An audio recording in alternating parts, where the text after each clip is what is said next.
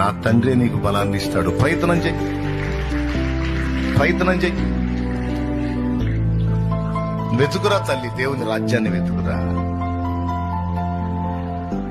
నీకు కావలసినవన్నీ ఏం అక్కర్లు ఉన్నాయో, ఏం అవసరాలు ఉన్నాయో, ఏ సమస్యలు ఉన్నావో, దేని చేత నల్లగొట్టబడుతున్నావో నా తండ్రి తెలుసుకోనంత వెదరోడేం కాదు, కళ్ళు లేనోడేం కాదు. ఆయన చూస్తున్నాడు, వింటున్నాడు, రాస్తున్నాడు.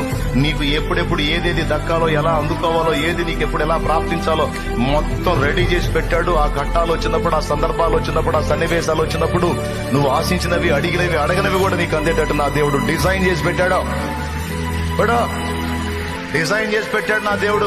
ఆ సమయం వచ్చినప్పుడు అదే పరిగెత్తుకుంటా వచ్చింది నీ దగ్గరికి. నువ్వేం టెన్షన్ పడొద్దు, ఒత్తిడి గురి కావద్దు. నీ పిల్లల లైఫ్లు సెటిల్ అవుతాయి, వాళ్ళ భవిష్యత్తులు శుభప్రదం అవుతాయి. వాళ్ళ ఈళ్లు మించిపోతూనే లేదు, వాళ్ళకి కార్యం చేస్తాడు దేవుడు. దాని గురించి అసలు ఆలోచన తీసేయి. ఈ భూమి మీద నీకున్న ఆయుర్దాయం కొంచెం, లైఫ్ చిన్నది. ఇక్కడ నుంచి నువ్వు తీయబడతావు, ఎప్పుడు తీయబడతావో తెలియదు. ఈ తీయబడేలోపు నేను ఎంతవరకు దేవుని పని చేయగలను, ఫలించగలను. దేవునికి స్తోత్రం కలుగును గాక. హల్లెలూయా అనే రందితో నువ్వు కష్టపడాలి. ఆయన నీతిని, రాజ్యమును మొదట నువ్వు వెతకాలి. నేను చెప్తున్నా, దేవుడు ఒక వాగ్దానం చేశాడు, మర్చిపో.